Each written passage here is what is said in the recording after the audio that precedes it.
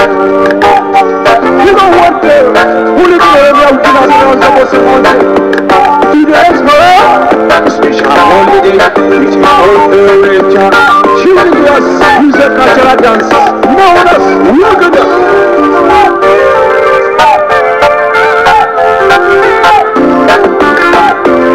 What's the other? And the heavy.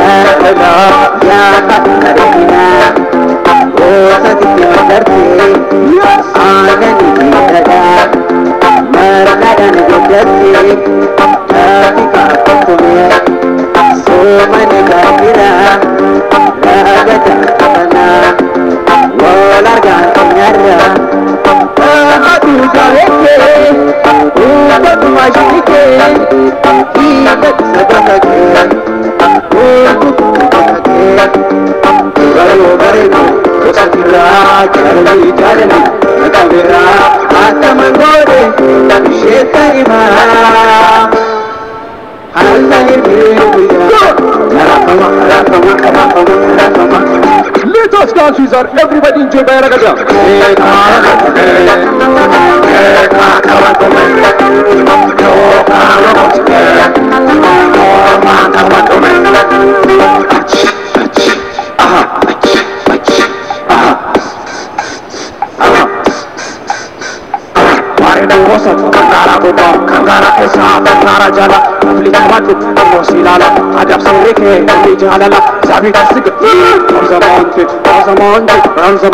I'm looking for it, love and the dance, all you cut it, normal to love.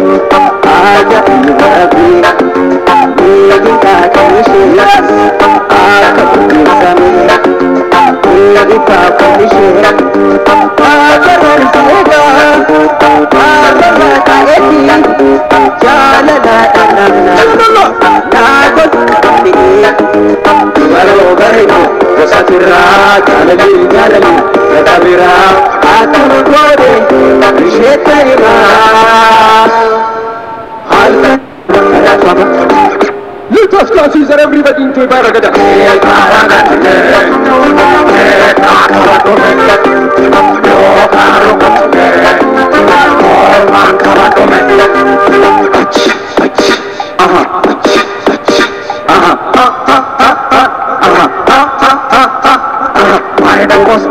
Also, let's watch in Tawata, Sila, I was teaching Kambela, young Kofi, Siwajina Nola, Sabuka Sika,